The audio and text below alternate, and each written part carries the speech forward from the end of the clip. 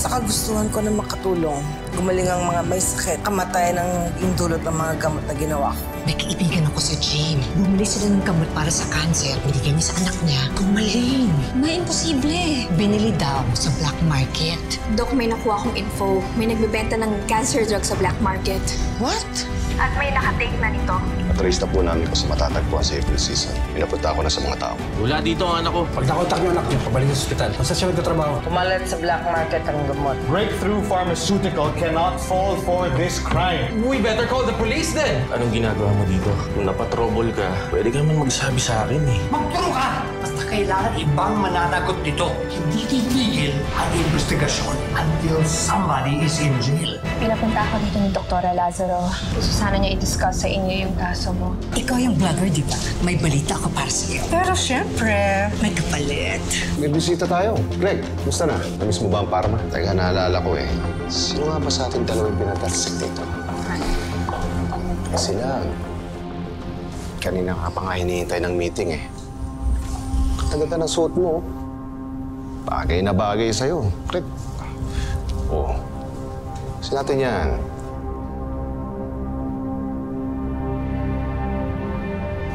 Hindi ka nahiyaman yan.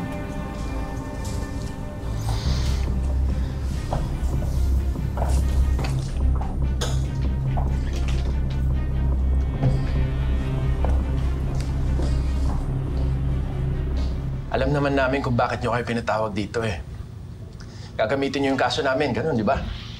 Iipitin nyo kami para hindi namin ituloy yung kaso laban kay Fernan. Come on, let's just be honest. Hindi kami uurong. Hanggat hindi nabibigyan ng solusyon ang pagkamatay ni nanay, hindi kami uurong. No, Charity. Listen, Greg. We want to end this. Gusto na naming tapusin. We are offering na iurong ang kaso ng Parma laban sa iyo, Greg. For what? Ang kapalit ay ang katahimikan ninyo tungkol sa issue ng cancer drug at sa pagkamatay ni Agnes. Huwag na kayong magsalita sa media. So akala nyo kami yung naglilik na information sa media, ganun? Ano yung nagpapapansin lang kami? Look, we are grieving! Greg.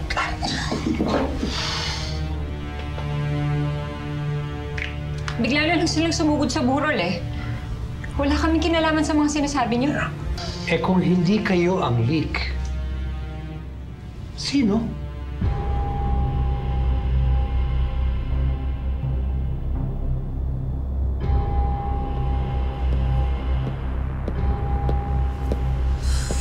Ano ka ba, Susie?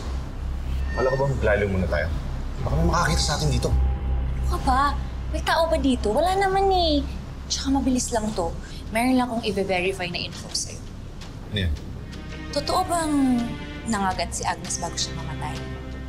Yun ba yung epekto ng cancer drug? May mga gamot bang naibenta sa black market? Saan mo nalaman yan? Ay!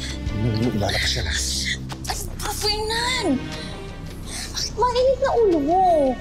Huwag mag-alala. Alam mo namang magkakampi tayo, di ba? Hindi kita ilalaglag. Tsaka alam mo ba, kumikita na yung vlog ko. At pag nilabas ko to, mas malaking pera ang kikitain ko. Ibig sabihin, mas magiging malaki din yung parte mo. Magkano? Yan ang gusto ko sa'yo eh. Madali mo kausap.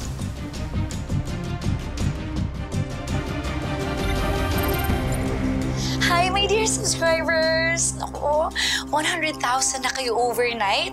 Thank you so much, everyone! At dahil dyan, mayroon akong new update tungkol sa cancer drug at kay Agnes Salvador.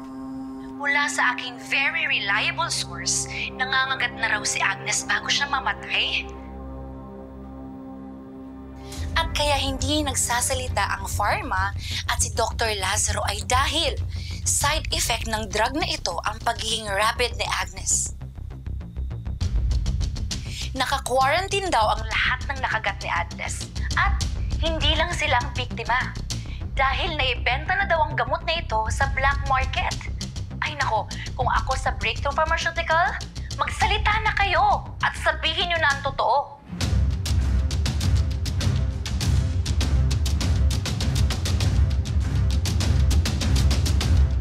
Yes, Madam President. Kumikilos po kami. Thank you, Madam President. Oh, nasa mata na rin tayo ngayon ng Malacanang. You know, it's because of that vlogger eh. Wala pa ba rin nakakalam kung saan niya nakukuha yung information niya? It doesn't matter now. Nakalabas na ang info. But we still have to look for that person na nagnakaw ng gamot.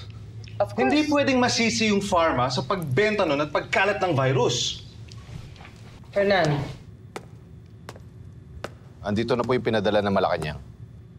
Sila po yung mag-iimbestiga para malaman ko sino yung nagnakaw ng cancer drug.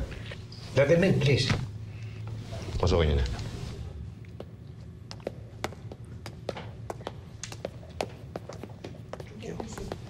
Good afternoon.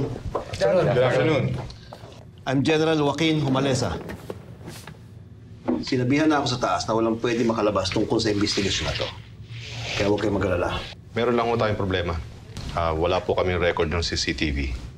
Pati po yung ginamit na access dun sa laboratory, hindi po namin matrace. Wala ba kayong maisip na tao na pwedeng gumawa nito? Yung isang tao na may access sa loob. Actually, meron, sir. Sino? Nakapagnakaw na siya dati rito sa laboratorio. Nung malaman niyong effective, binalikan niya ito. come on, you're not saying... Yes, ma'am. Si Greg Salvador. Dati ko siyang empleyado rito. Kaya nung malaman niya na effective talaga yung gamot, inakaw niya at malamang binenta niya ito. Pwede ko makuha yung address ng Greg Salvador na yan. Pwede ho, sir.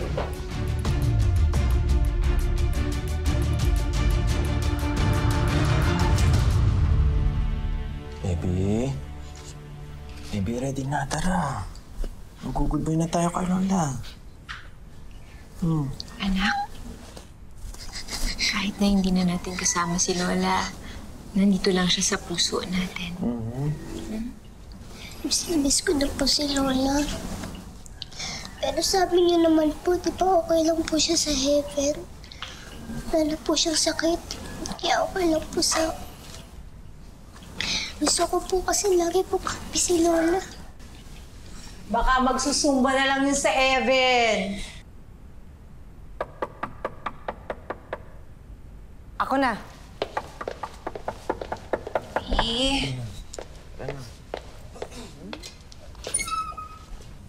Sino po kayo? Takayande kami. Teka, sir. Sandali lang ho. Bakit? Gregory Salvador. May search warrant kami, sir. Sige na. Katan niya na. Teka. Sandali lang ho. Teka lang po! Sir! Saan kayo pupunta? Sandali lang po! Han, ano to? Ano nangyayari? Hindi ko naman ang utak na.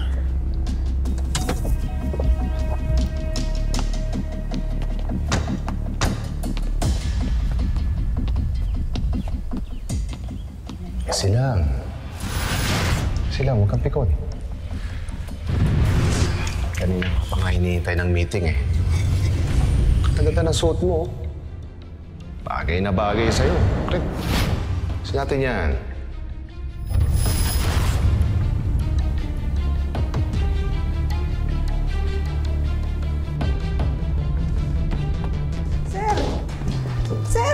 Sir. Teka, ano ho yan? Inaresto ka namin sa salang pagnanako sa Breakthrough Pharmaceutical. Sige na, kunin niyo na, dali. Sasali na. Teka, sir, sandali na.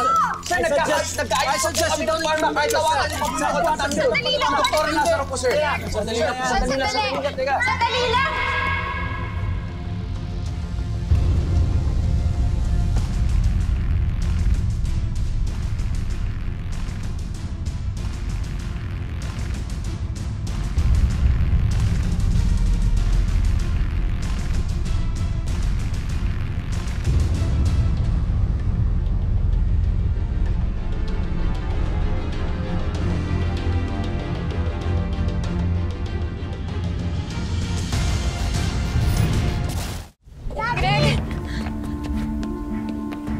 Greg, hindi ka makukulong. Gagawa tayo ng paraan. Buhay nga naman, ha? Dati-dati, ikaw yung magpapakulong. Ngayon, ikaw yung makukulong. Daddy! Ho, palak, wag. Daddy, saan ka po pupunta? Anak, nagkamali lang sila. Ha, babalik si Daddy agad. Greg, Sa ngayon, maging good girl ka muna para kay Ma'am Bibi, ha? susunod ako. Ha? Gagawa ko ng paraan. Daddy! Daddy! Daddy! Daddy!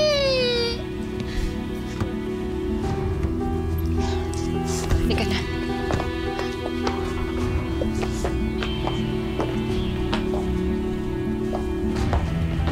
Halika na.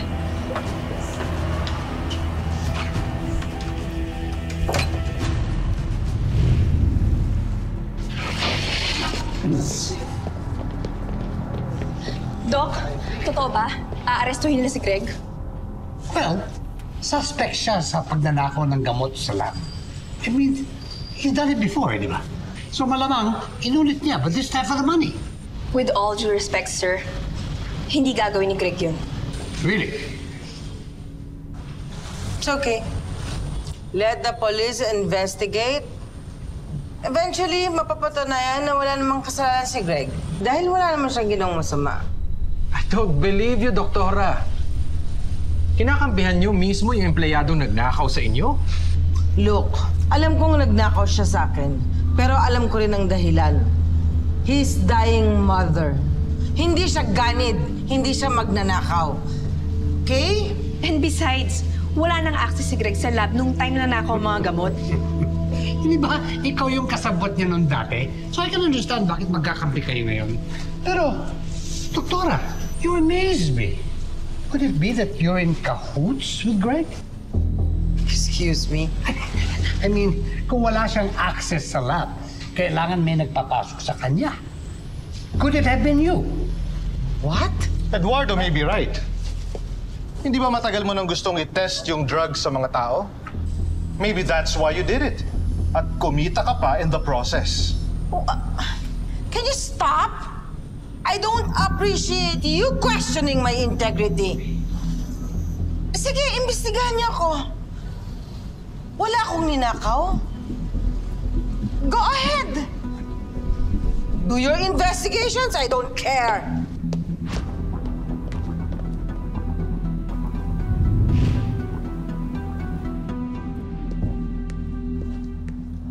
Anong ginagawa nitong kriminal na to dito? Dapat yan ang nakakulong, hindi yung asawa ko eh. Mrs., minahan muna kayo. Pag-usapan muna natin yung kaso ng asawa niyo. Sir, baka ho pwedeng lumabas na yung asawa ko. Libing ho ng nanay niya ngayon. Boss. Kahit ho magpiyansa kami, bayaran na lang ho namin. Mrs., hindi ho ganun kadali yun. Bakit ho? Malaking halaga ng mga gamot ang ninakaw ng asawa niyo sa Parma. Teka, mga gamot? Boss, isa lang ho yung kinuha ko. Alam nila yun. Greg, huwag ka na magmangaangan. May history ka ng pagnanakaw eh. Alam mo yan, di ba? Ay, kung may gawa nito. Greg! Teka. Sir, set up po to. Set up. Siniset up ako yung gagong yan. Tama na ho yan. Boss! Okay, sir. Mupo muna ko kayo. Mrs., ang bottom line pa rin dito, hindi niyo pwedeng piyansahan yan. Dahil malaking halaga ng gamot ang ninakaw niya sa Parma. Kung gusto niyo, kumuha kayo ng abogado. Umapila kayo. Han. Kaya mo sila, Han. Hindi naman nila ako paniniwalaan. Sensya ka na lang po, Han. Ikaw na lang muna bahala kay nanay. Wala eh, hindi ako makakapunta.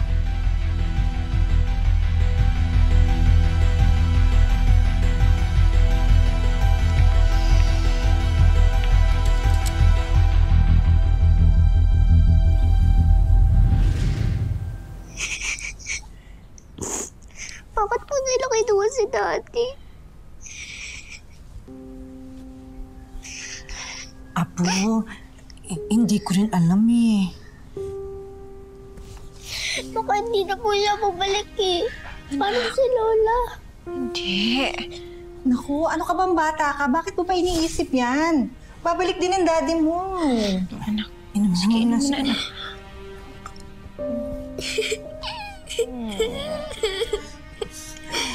Oh, pero tumahimik ka na lang muna kasi natutaliling na yung tenga ko eh, ha?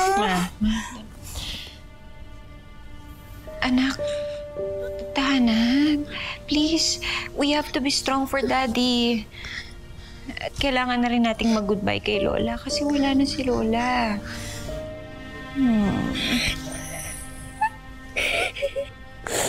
Tara na, anak.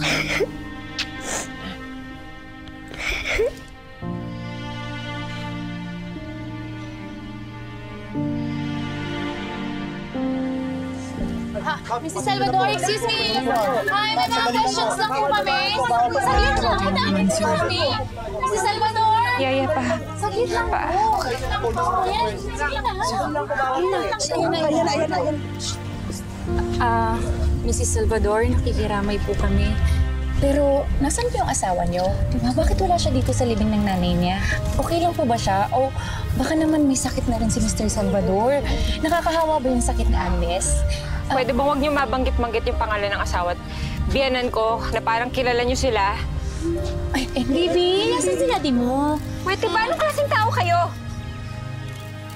Hindi niyo na kami nirespeto. Nagluluksa yung pamilya namin dito. Mababait na tao ang asawa at biyanan ko, kaya pwede ba? Irespeto niyo yung pamilya namin. Hindi namin deserve to. Ma'am, tama na po. Kahit konti lang. Ma! Tama na po, pasensya na. Sige na po, ma'am.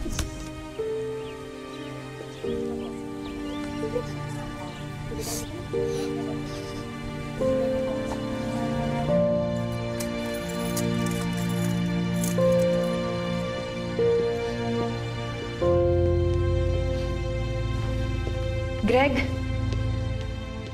Ay, wala ka sa labi ni nanay. Naisip ko wala kang kasama dito eh. Kung wala nahitig si nanay ka, di man lang ako nakapagpaalam sa kanya.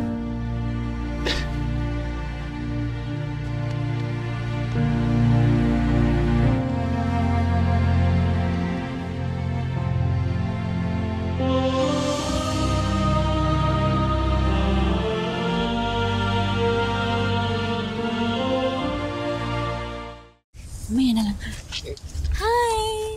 Alam mo ba, dumami yung ads ng vlog ko simula nung nilabas ko yung tungkol sa tip mo. Pati mga TV network. Sa akin na sila kumukuha ng mga ibabalita nila. Napanood ko. Thank you! O, ayan ha. One-time payment lang yan. Not unless sasabihin mo sa akin kung nasaan yung manukang mo. Asan ba siya?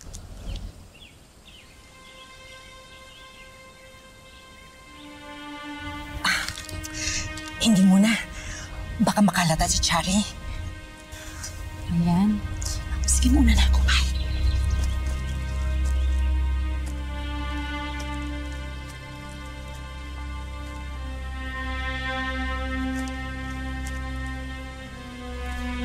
Uuwi na ba tayo?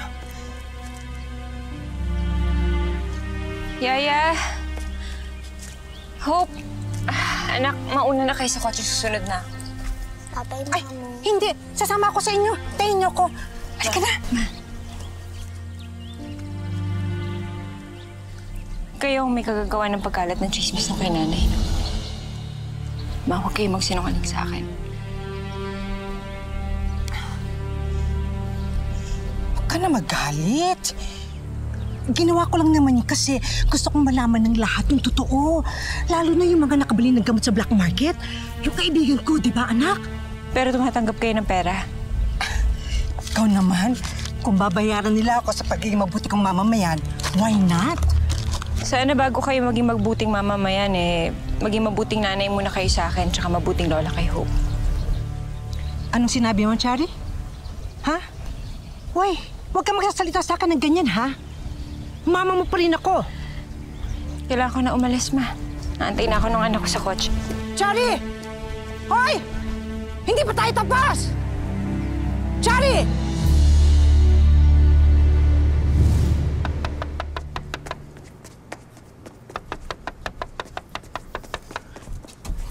Sino yan? Ate, kami to. Pasok. Dali! Ate, ito na lahat ng mga pinabili mo. Sige na. Diyan na kayo, wag na kayo sumunod. Doon na kayo, di ba? Sabi nung huwag nang sumunod eh.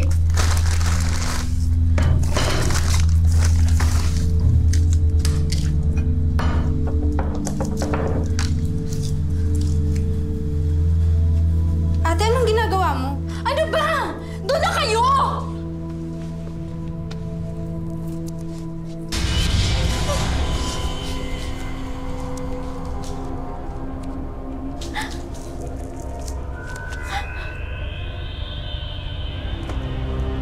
Sandali. Saan mo nakuha yan, ha? Tay! Malala na yan, ha? Ano yan? Tay, dyan lang kayo. Kaya ko to, gagaling din to. Ginagamot ko naman to eh. Anong ginagamot? Baka kailangan na natin patignan yan. Kailan pa yan? Ha? May magaling na doktor dito. Oo nga ate, si Doc Josh. Siya yung anak na nakadiscover ng gamot para sa cancer. Dok, kailangan makitali si nanay ng ganyan. You are the best in your field. So there must be something you can do. Maybe you can reverse it. Please. I'm sorry, Greg.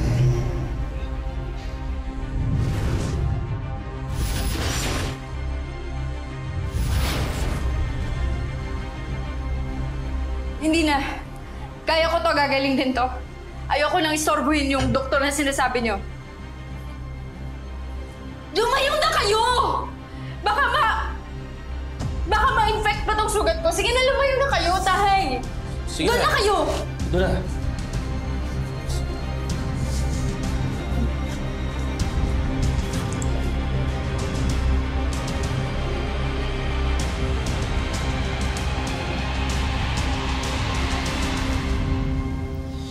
Ito pala yung sinasabi ni Mama na hindi umepekto yung cancer drug. Umiyak lang siya nang umiyak sa akin pero hindi siya nagkwento. Mukhang kailangan ka ni Mama ngayon. Josh, may balat ka ba sa puwet?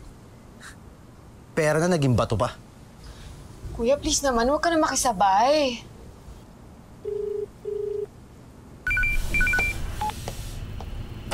Yes, Josh. Hello, Ma.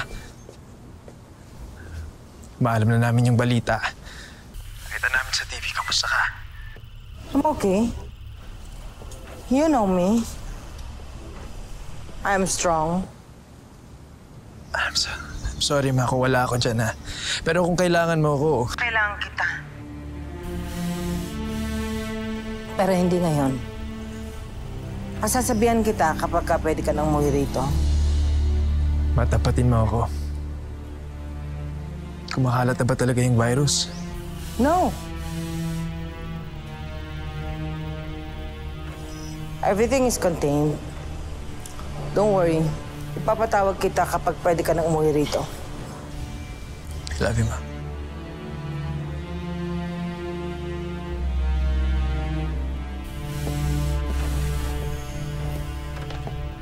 Doktora, pinatawag niyo daw.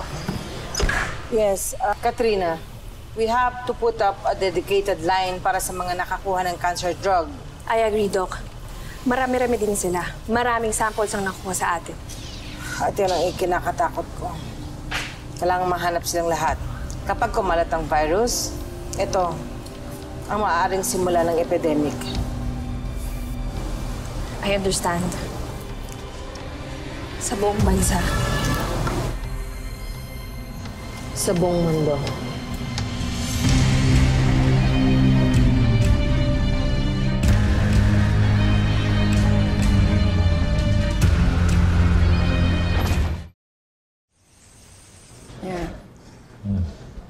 April, pinagluto na kita. Kasi mukhang mahina ka eh. Huwag kayong mag-alala, Tay. Pag gumaling-galing, tumabawi ako sa inyo. Okay lang yan, ate. Kami na yung bahala. Siyempre gusto ko namin makasama bago ka umalis. Kaya kayo, kapag wala na ako dito, aalagaan niyo si Tatay, ha? Ikaw, May, malaki ka na. Babantayan mo to si Dex. Binabantayan ko naman yan si Dex eh. Makulit lang talaga. Ikaw naman kasi, tutulungan mo dito sila, Tatay, ha? Poprotektahan mo sila. Grabe naman magbilin si ate. Hindi ka pa naman mamamatay eh.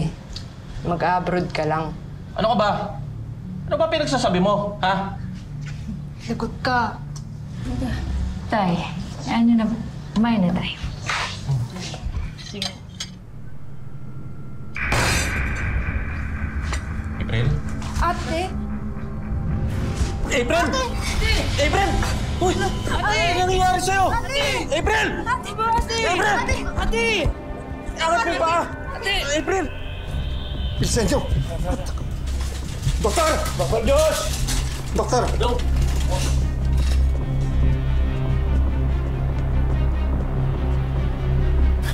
Dito, anong nangyari sa kanya? Bigla na lang kong hinimatay eh. Tapos nangisay-ngisay. Seizure. May isorbe ng epilepsy o bang sakit yung anak nyo? Dok, wala. Malakas ho yung anak ko eh. Siya ho yung nurse sa Maynila. Yung kinikwento ko sa inyo, natatandaan nyo? Mang Lito, kumalma lang ho kayo. Tutulungan namin si April. Ano nangyari dito? May sugat ho eh. Tsaka, malala yan eh. Paano ba nag-umpisa itong sugat niya? Huwag niyo ko! Tay! Layo! Layo! Layuan niyo ako muna! Sige na! Umalis na kayo! Sandali. May masakit ba sa'yo, ha? Tay, huwag na! Layuan niyo ako! Huwag niyo akong hawakan! Mabuti pa, umalis na kayo lahat dito! Umalis na kayo! Alis na! Anak?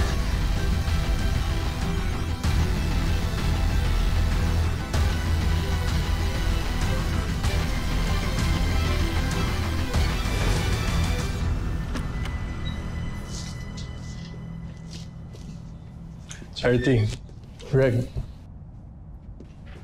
I'm sorry pero mukhang hindi na mapapayagan ang bail natin.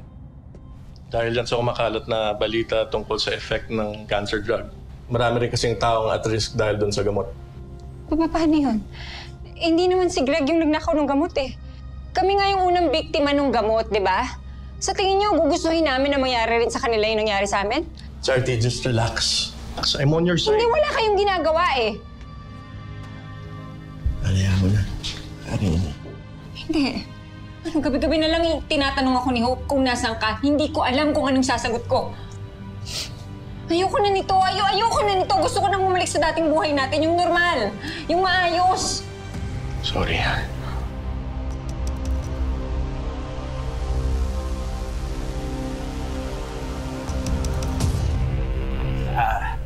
April, huwag kang matakot. Hindi ka namin sasaktan. Alam ko. Pero ako baka masaktan ko kayo. Alam ko na ano mangyayari sa akin eh. Mawawala ako sa sarili ko tapos baka makagat ko kayo. Kaya naniwala kayo sa akin. Itali niyo na ako tapos umalis na kayo dito. Itali niyo na lang ho ako. Itali? Itatali ka namin? April, tama na. Kinakabahan na ako sa'yo. Mabuti pa umalis muna kayo.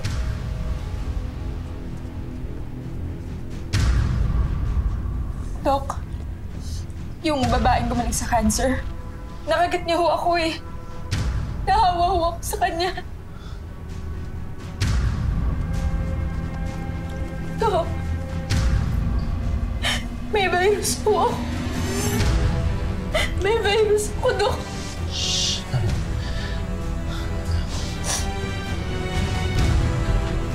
Anak? Tay, pasensya na ho kayo. Kasi nagdala po ako ng gulo dito. Ang gusto ko lang naman ho talaga, sana bago ako magbago. Gusto ko na ho sana makita na kayo eh.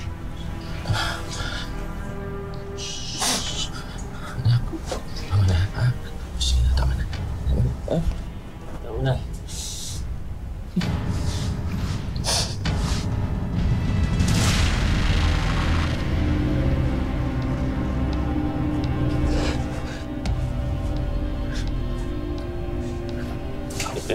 April? April! April! April! April! Elmer! Ano mo kay tali? April! April!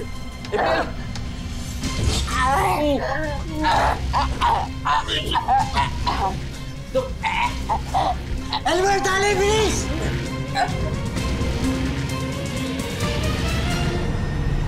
Dok, hindi sorry gusto namin marinig dito. Tsaka Dok, bakit yung mga nurses, pag lumalapit sa amin, takot na takot sila sa amin? Nakawa na rin ba kami na nakakagat sa amin?